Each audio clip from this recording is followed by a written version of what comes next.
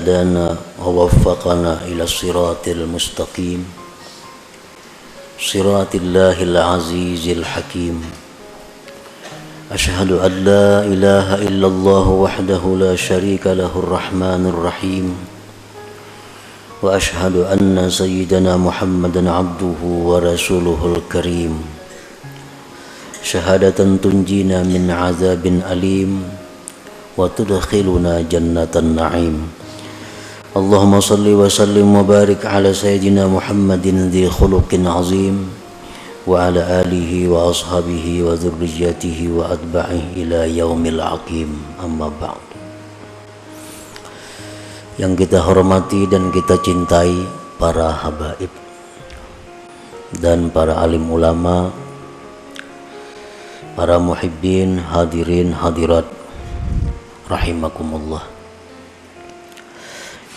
Pertama-tama kita mengucapkan dan memanjatkan puji dan syukur kehadirat Allah Subhanahu wa taala yang telah mengumpulkan kita di tempat yang penuh berkah ini, dan harapan kita kepada Allah agar selalu dikumpulkan di dalam tempat-tempat kebaikan dan takwa.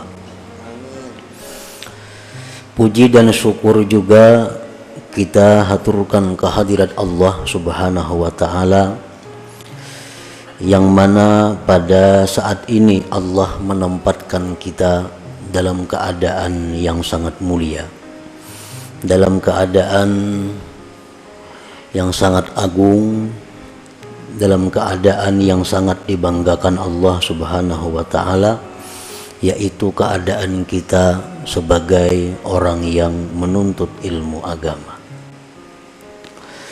Keadaan menuntut ilmu agama itu adalah merupakan keadaan yang paling dicintai oleh Allah Subhanahu wa taala, yang andai kata kita meninggal dunia dalam keadaan itu, maka kita akan digolongkan dengan syuhada, dengan orang-orang yang syahid.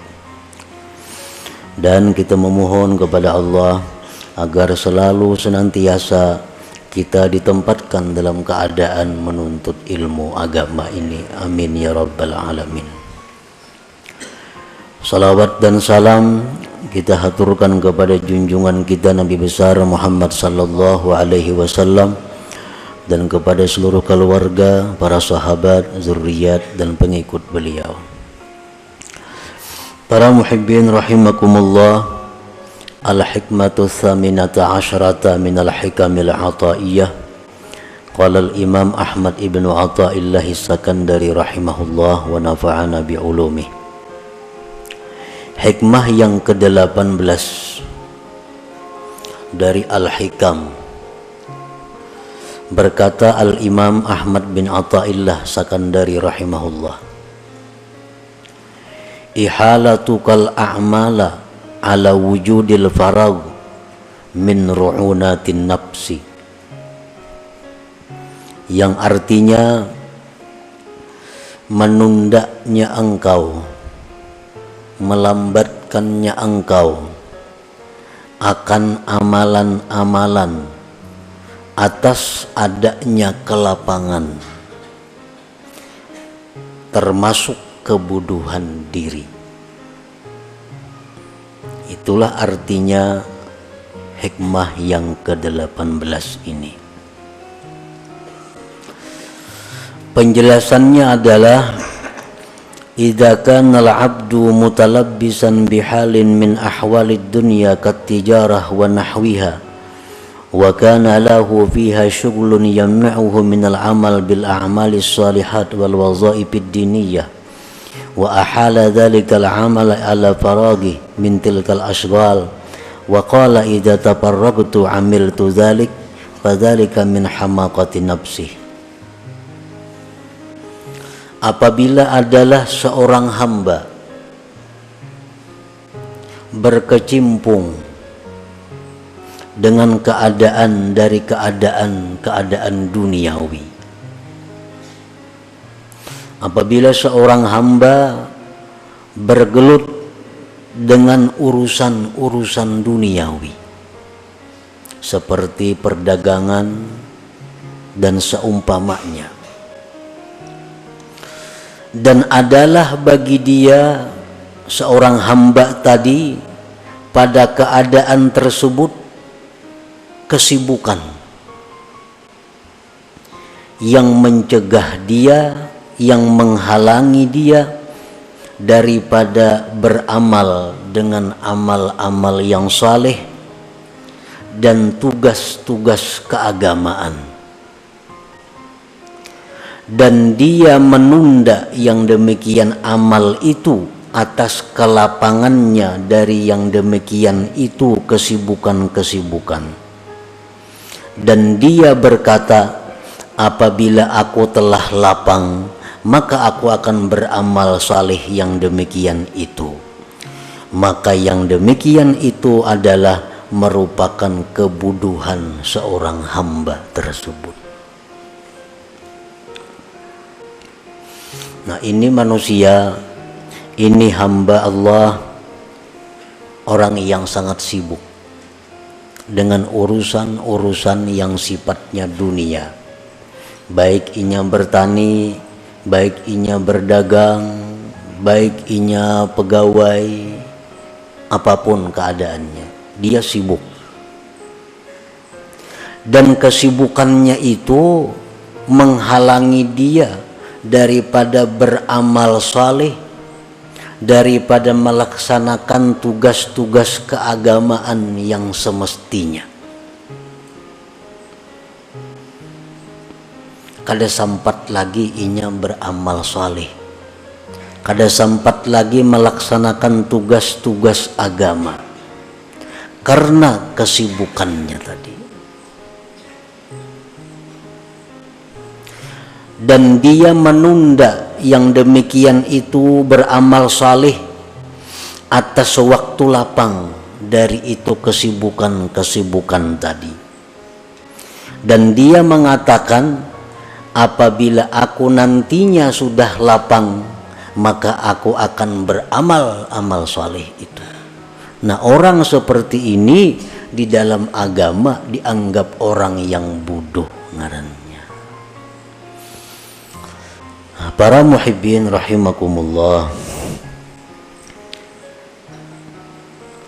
tugas-tugas keagamaan, amal-amal saleh yang mesti dilakukan oleh orang yang berakal adalah perbuatan-perbuatan, bacaan-bacaan, tafakkur yang kita dituntut untuk melakukan itu.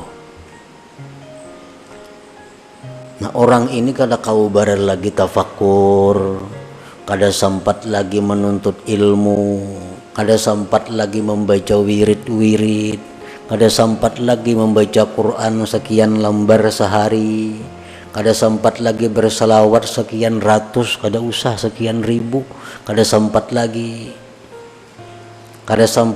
silaturahmi karena banyaknya kesibukannya. Dan dia mengatakan, kaina aku mun sudah lapang bisa ain itu, ini lagi sibuk, lagi banyak urusan. Nah, bila mana demikian halnya, kita ini dianggap bodoh. Nah, para muhibbin rahimakumullah, dalam sehari semalam ada waktu 24 jam. Nah, bagaimana orang yang berakal itu mengelola waktu 24 jam ini? Bagaimana mestinya orang yang punya akal bisa mengelola waktu 24 jam ini dengan baik, dengan yang diridai Allah? Di dalam Suhuf Ibrahim disebutkan,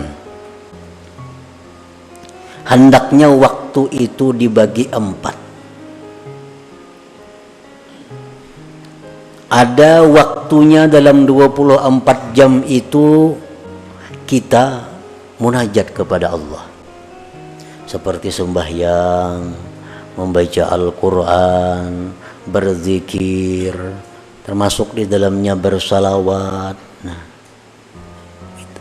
ada waktu dalam 24 jam untuk itu. Kemudian ada waktu dalam 24 jam itu dia muhasabah dirinya. Muhasabah dirinya.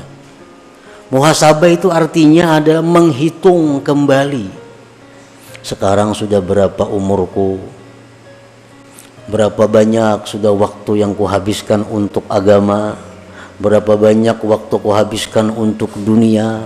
Berapa banyak dosa yang diperbuat? Nah, dimuhasabah diri.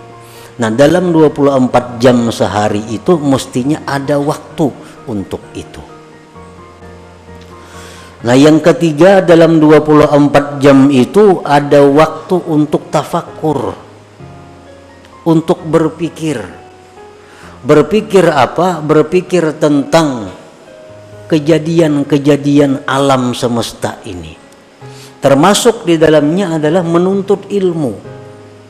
Karena menuntut ilmu ini memerlukan tafakur, memikirkan apa yang disampaikan Rasulullah Sallallahu Alaihi Wasallam, memikirkan apa yang difirmankan oleh Allah Subhanahu wa Ta'ala, memikirkan apa yang disampaikan oleh para aulia-aulia Allah. Nah, dalam sehari semalaman ini kita ada waktu untuk itu. 3. Dan yang keempat, di dalam sehari semalaman ini kita ada waktu untuk berusaha menafkahi keluarga. Ada waktu untuk itu. Nah, bila kita bisa mengelola yang demikian, maka kita dianggap sebagai al-aqil, orang yang berakal. Nah, para muhibbin rahimakumullah. Jadi dalam 24 jam itu guring kada dihitung. Jadi guring kita berapa? Misalnya yang kita cukup 8 jam, itu paling banyak guring. Lebih pada itu, ujar Imam Ghazali, kada manusia. 8 jam itu sudah paling full guring.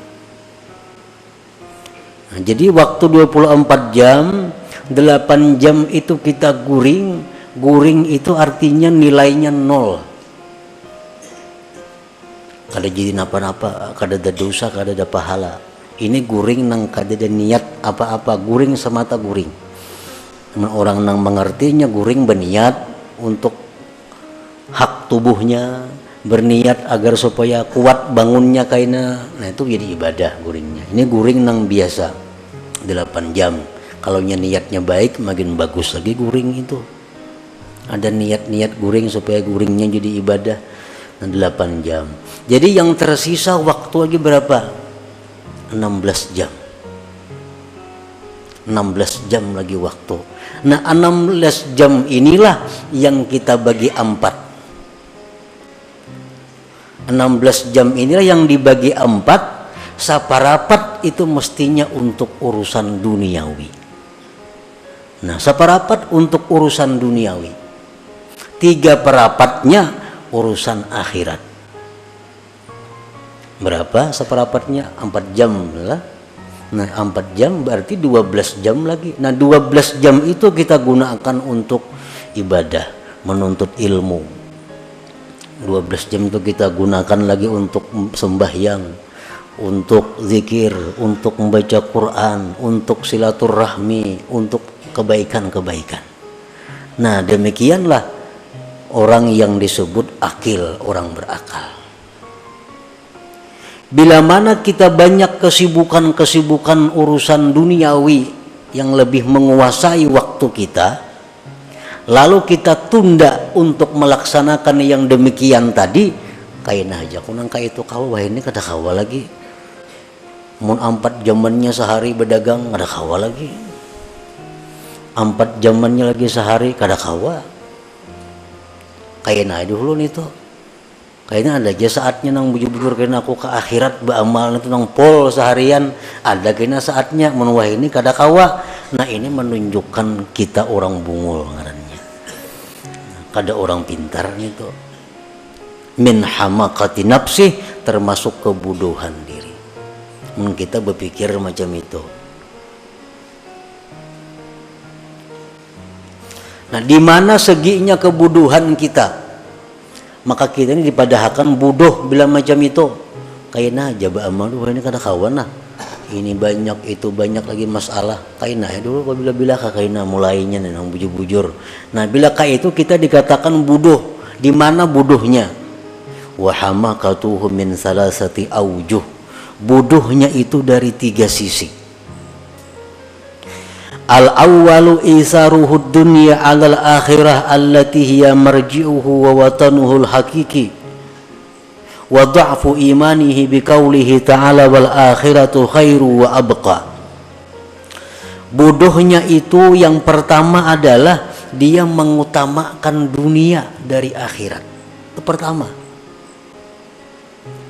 Waktu nang mustinya 4 jam untuk dunia, 12 jam untuk akhirat, dibaliknya 12 jam untuk dunia, cuma 4 jam untuk akhirat. Bisa kada sampai juga 4 jam. Nah, ini orang ngarannya mengutamakan dunia atas akhirat. Sedangkan akhirat itu tempat kembali dan tempat tinggal kita yang sebenarnya. Wawatanuhul hakiki, tempat kita yang sebenarnya itu di akhirat, bukan di dunia ini. Dunia ini hanya perantauan kita untuk menuju akhirat. Macam orang-orang pekerja nang dari Jawa, nang dari daerah mana-mana, ini bekerja di tempat kita. Satu saat pikirannya pasti akan pulang ke tempatnya. Maulainya di sini berhimat untuk membangun tempat ini. Kecuali pikirannya pacang kada bulik lagi ke sana. Kalau pikirannya pasti kembali ke tempatnya, ini di sini hanya mencari sangu, hanya mencari tabungan, hanya mencari bekal untuk bulik kena ke kampungnya, membangun rumah di sana. Nah, membangun apa di sana. Nah, itulah contohnya pengembara. Jadi tempat kita dunia ini hanya tempat sementara kita melewati untuk menuju tempat yang sebenarnya. Imam Ghazali dalam Ihya Ulumuddin mengisahkan bahwa perumpamaan dunia ini adalah orang yang berada di kapal. Nah, kapal di tengah laut. Begitu kapal ini berjalan dengan penumpang-penumpangnya, ujar kapten kapal, kita singgah satu mat di pulau. Nah, kita singgah satu mat di pulau ini untuk mencari bekal, untuk istirahat, untuk apa. Kayaknya kita berbuatan pulang ke kapal ini dan berangkat lagi. Turunan penumpang kapal di pulau. Nah, itulah dunia. Adalah orang kapal yang turun ke pulau itu berpikir bulah rumah di pulau. Kada. Kenapa? Karena ini pacang singgah satu mat saja. Adakah berpikir membuka perusahaan di pulau itu? Kada ada. Bila di pulau ini kena kunyuk, kapalnya berjalan, dimakan binatang buas, ditinggalkan orang. Nah, itulah kehidupan dunia ini. Dan contoh-contoh membuktikan berapa manusia yang mati meninggalkan gedung. Berapa banyak manusia yang mati meninggalkan duit miliaran rupiah.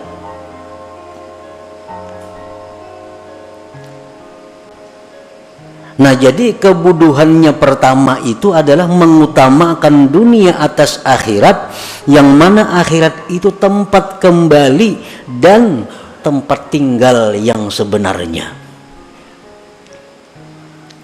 Dan kelemahan imannya dengan firman Tuhan, wal akhiratu khairun wa abqa, akhirat itu ujar Tuhan lebih baik dan lebih kekal daripada dunia.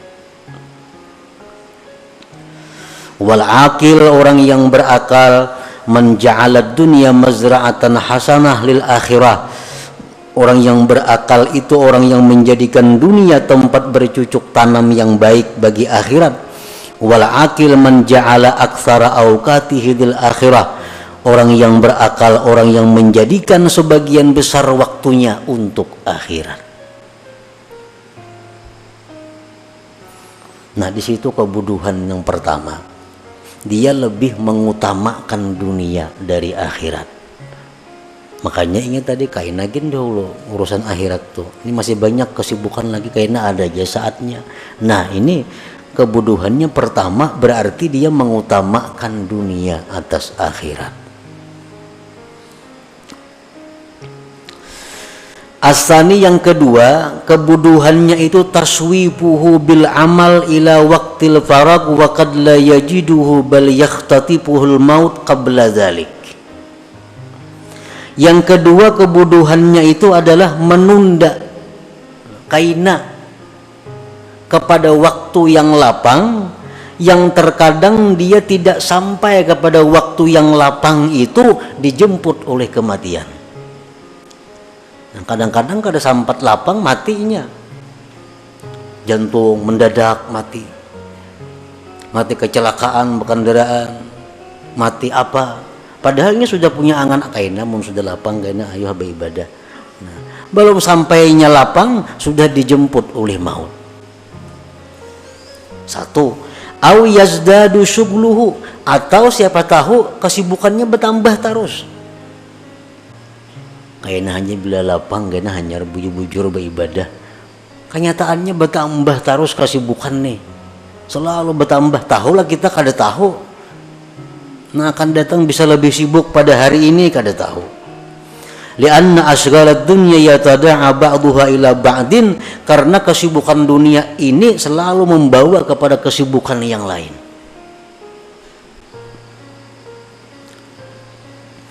Aw ya'tariduhul marad wa la yastati'u bihil amal, atau di tengah jalan dia datang penyakit kada bisa lagi beramal.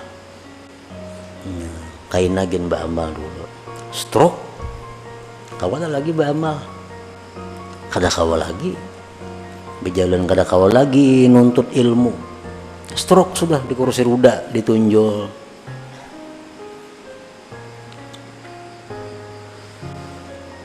Nah maka bila mana orang ini seperti keadaan demikian, sakitnya orang ini kada beramalnya orang ini sia-sia. Lain jika orang ini pak amal dahulu, napa ibadat, imbatunya garing, begitu garing kada kau lagi beramal, tetap ditulis Tuhan terus. Nah nyobaannya karena garingnya dahulu pak amal orangnya. Amun dahulu kada pak amal garing, nah kayaknya aku mensihat beramal ya Tuhan lawasnya ikam sihat kada beramal.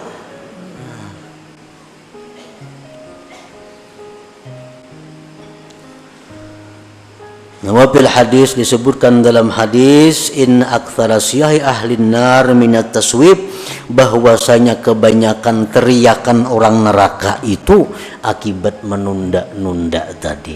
Nang terbanyak orang masuk neraka akibat menunda. Kaina aja dulu tobat. Masih tanggung lagi nama ala-alang. Gawian ni mala-alang. Kaina aja dulu ini masih awur lagi sibuk. Kebanyakan orang neraka itu akibat taswib. Inna aktsara syahi ahli nar minat taswib. Nah dua sudah kebodohannya. Asalis yang ketiga kebodohannya itu qad yafrugu minal asghal wa qad da'ufat niyatuhu wa himmatuhu li sababin minal asbab.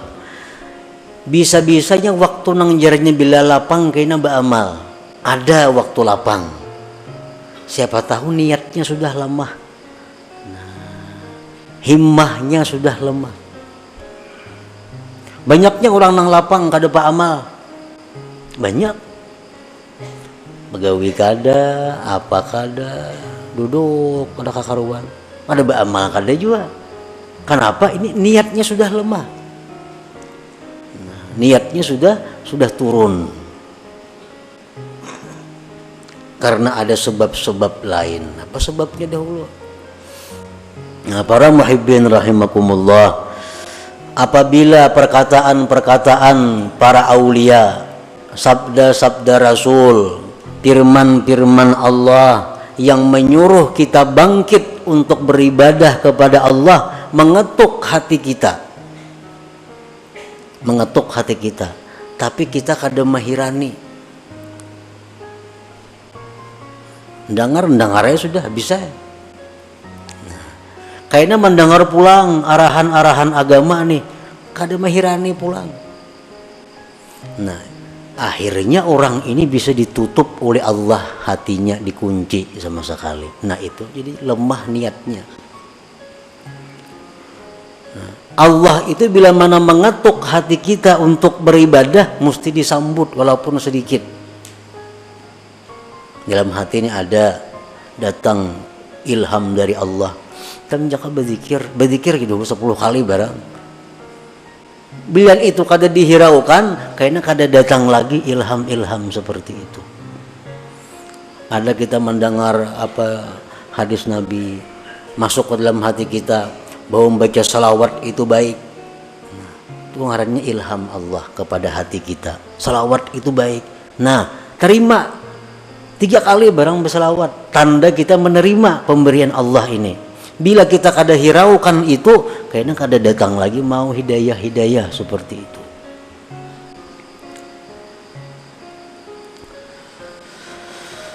Nah, jadi 3 macam itulah dianggap bodoh tadinya.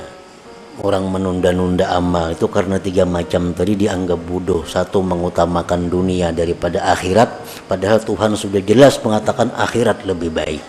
Yang kedua, menunda-nunda amal itu padahal kada tahu barangkali kita mati sebelumnya, barangkali garing, barangkali kada ada lagi waktunya. Yang ketiga, barangkali kaina tuh lemah niatnya. Minan nas man razaqahumullah malan wa sihhatan fa in ammaruhuma bi ta'ati maulahum faqad syakaru wa rabihu ribhan azima. Setengah manusia orang yang diberikan Allah harta dan kesehatan, jika dia gunakan keduanya itu dengan taat kepada Tuhan, maka dia mensyukuri dan beruntung yang besar. Orang diberi Tuhan sudah kesehatan, diberi Tuhan harta banyak, digunakannya kesehatannya untuk taat kepada Allah, harta digunakannya untuk taat kepada Allah. Orang ini beruntung yang besar dan tergolong orang yang bersyukur. Wa in dayya'uhuma bi an syaghalu bi jam'il mal wat takasur wat talazzuz bis syahawat faqad khasiru khusranan 'azima wa kafaru bihatainin ni'matain wa huwa min alamatil khidlan. Apabila dia menyia-nyiakan umur, sihat dan harta. Ini beri Tuhan harta, diberi Tuhan sihat, tapi disia-siakannya. Dia sibuk dengan jam'il mal wat takasur, dia sibuk dengan mengumpulkan harta dan berbanyak-banyak harta dan bersenang-senang dengan syahwatnya. Maka orang ini mendapat kerugian yang besar dan dia kufur dengan nikmat sihat dan nikmat harta itu, dan itu merupakan tanda kehinaan seseorang. Nah, tanda kehinaannya artinya bakal jadi penghuni api neraka maksudnya. Nah, kita ini selama ini sihat saja awak, rajaki murah aja, tapi waktu kita banyak untuk urusan-urusan yang selain taat kepada Allah. Nah, itu alamat kehinaan kita, alamat kesusahan yang panjang bakal kita hadapi di akhirat. Tandanya itu. Nah, para muhibbin rahimakumullah, ada yang mengatakan bahwa mencari yang halal itu kan ibadah, menafkahi anak istri itu ibadah, dan itu adalah benar. Aku hari ini mau kada dagang di rumah, kada beberes, anak kada berduit, jadi hari ini aku turun berusaha. Hari ini turun berusaha, seapa hasilnya untuk nafkah keluarga. Nah, ini nang ibadah, ini nang bila mati fisabilillah. Orang ini di rumah kada ada lagi ke bekalnya, baras kada ada di rumah, duit kada ada, turun berusaha memberi makani anak bini. Anak kada turun di rumah, kada bisa apa-apa, turun berusaha ini mencari nang halal. Nah, ini nang halal ibadah. Bila mati sabilillah, ini nang alasan nang tepat. Kalau kita banyak berisi harta, duit banyak berisi di rumah, beras begudang di rumah, turun berusaha mencari halal, menafkahi anak bini itu kada cucuk. Alasan itu bagaimana setahun kada habis gudang itu dimakan. Nah itu kalau masih bercari artinya tujuannya takasur. Takasur itu apa? Memperbanyak harta, dan itu dikutuk oleh Tuhan. Alhaakumut takasur dalam Quran tuh. Jadi orang bercari ini, mencari harta ini, kalau tujuannya menafkahi bini, anak, keluarga, itu fisabilillah. Kalau tujuannya takasur, banyak-banyak mengumpulkan, nah itu nang dicela. Nah, kesibukan-kesibukan itu yang mengurangi, kesibukan-kesibukan itu yang menghabiskan waktunya untuk ibadah. Nah, para muhibbin rahimakumullah. Jadi itulah sebagian yang dimaksud daripada hikmah yang ke-18 daripada hikam ataiyah ini. Yang kesimpulannya adalah hendaknya kita jangan menunda beramal salih itu. Menunda kepada waktu yang lapang.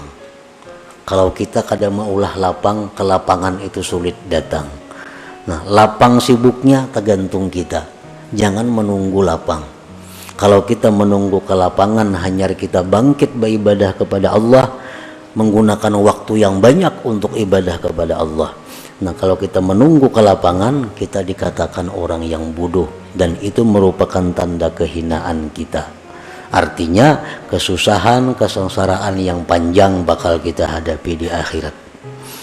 Nah, para muhibbin rahimakumullah, mudah-mudahan kita diberi Allah hidayah dan taufik agar dapat mengamalkan ilmu yang diberikan Allah kepada kita ini. Ila hadratin Nabi sallallahu alaihi wasallam. Al-Fatihah.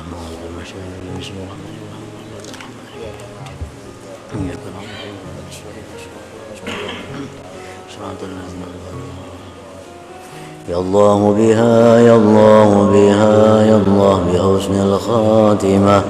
Ya Allah biha, ya Allah biha, ya Allah bi husnil khatimah. Ya Allah biha, ya Allah biha, ya Allah bi husnil khatimah. فيا أيها الرجل منه شفاعة صلوا عليه وسلموا تسليما. اللهم صل وسلم وبارك عليه.